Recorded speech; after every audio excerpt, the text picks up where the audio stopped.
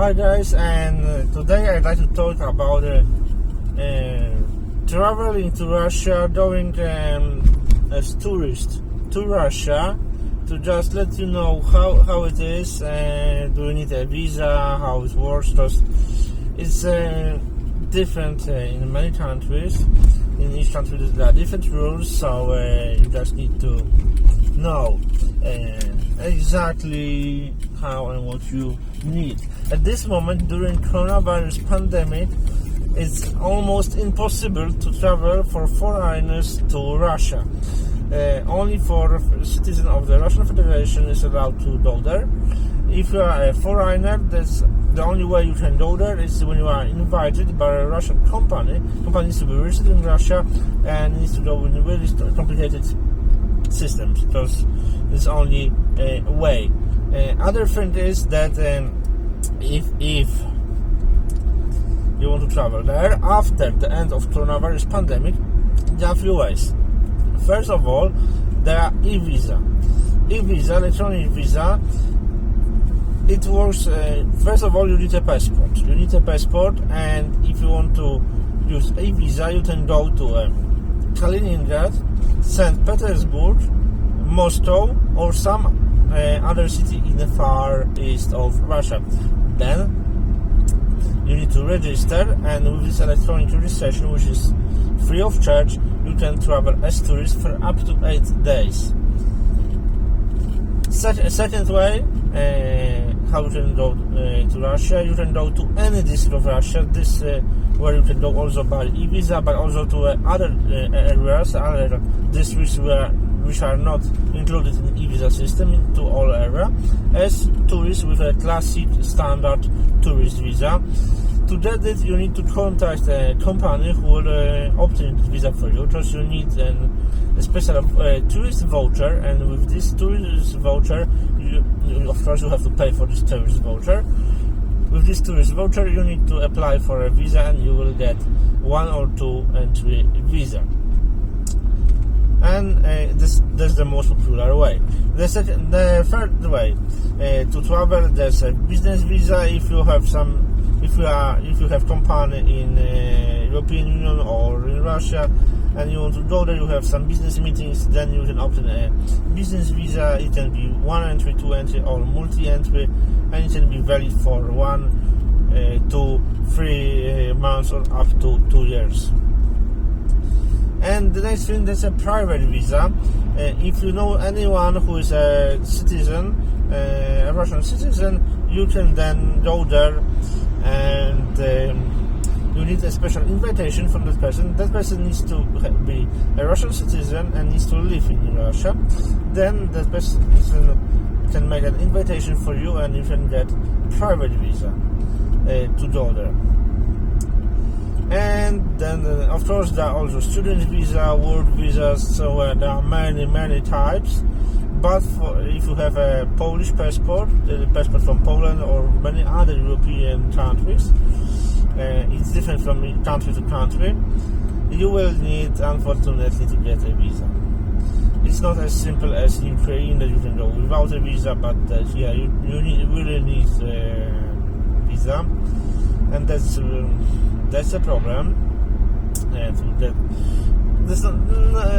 It's not a big problem, because you will get the visa, but it takes time and there's a lot of things.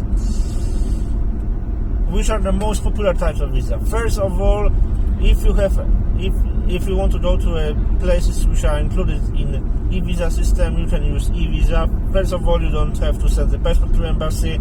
You have to only register on a website, and it's free of charge, and it's really fast.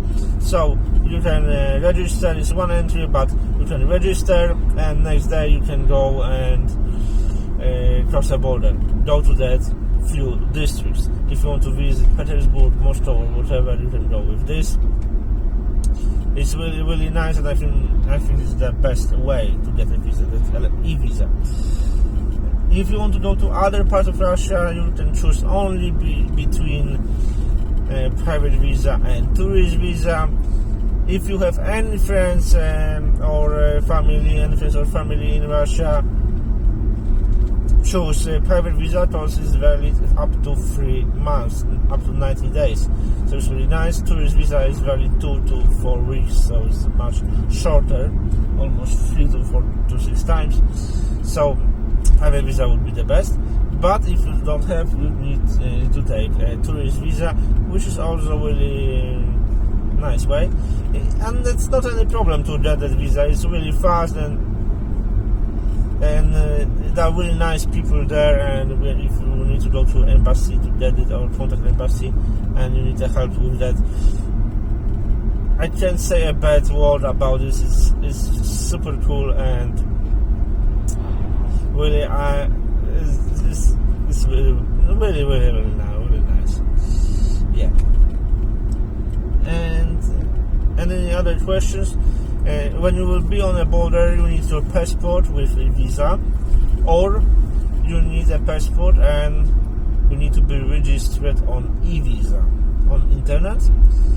But that's not all. You will also need insurance. It's called insurance, tourist insurance.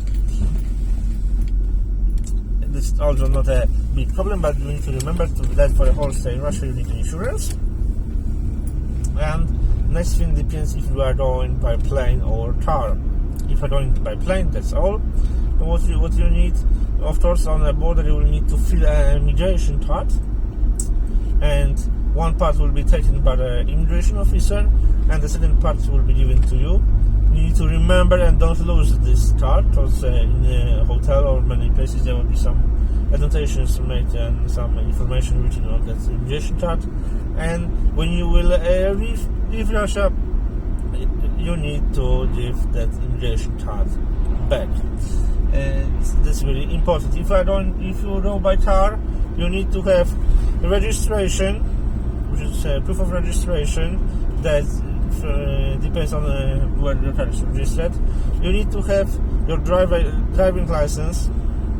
It's a good idea to have international driver license, but you can have also only local European driver license. You need insurance, but except a local domestic insurance, because in European Union you can use domestic insurance to use in other European countries. For example, if your car is registered in Poland or Germany or France, and you go to other country in the European Union, you can use your domestic insurance. You don't need anything else. If the problem is that if you go to countries which are like Ukraine or Russia, you will need a special international insurance. It's called green card, because it's written on a green paper, and it's really, really important. Usually you can get it for free. When you pay for your domestic insurance, you will get international insurance for free, but you need to have this on a border. If you don't have this, you will have to pay on a border for another insurance just for the country. So it's better to have that from your company, that insurance. And the other thing is, if it's not your car, you need a special authorization from a car owner that person allows you to drive that car and take this car to another country. That's such important thing. And there's nothing else I think that you can do. But you need to have this. It should be written in English, Polish, and Russian. If this car is not written in Poland, it will be only in English and Russian. But it's really important to have this, because they can check it, but maybe not, but they can. And remember that you will stay a long time on a border, because crossing border with Russian Federation, it doesn't matter is it border between Lithuania and Russia, or Estonia or Latvia to Russia. It takes 1 hour, 2 hours, 4 hours. It takes time. But I think that's all what I can say about that. So as you can see, getting visa is not a big problem. First way, e-visa, check if you can get e-visa for the area when you want to travel. Second thing, if not, get tourist or private visa. And at the end, Remember that all visas will work after the end of coronavirus pandemic. During the pandemic, you can't go there. So there's nothing we can do. At this moment, we have to wait. Unfortunately, at this moment, I forgot it. You can go now during the pandemic if you are invited from a company, or if you are a spouse or a partner of a citizen. Because if your wife has Russian nationality, you can go. So that's not a problem. I think I told you all about that visa system, how it works. So it's a little complicated. It's completely different in Ukraine. Because if you want to go to Ukraine, you don't need nothing. You need only your passport and insurance and travel insurance. So and documents for a car, but nothing more. It's really simple to cross the border to Ukraine. With a Russian border, it's much complicated. Maybe, I don't know why it is. Maybe the countries are not used to have so many tourists. I don't know. I can tell you because I really don't know, but I think it's worth to also do it. It's really worth to go also there, because there are many tourist places around the world, but not many people go there, and there's a lot of things to see, and I think it's nice, and you can see something else than you have around your home. So maybe try, maybe go, maybe see, maybe go also to Japan, maybe Korea, maybe some other places. The world is beautiful. Thanks for watching and see you soon.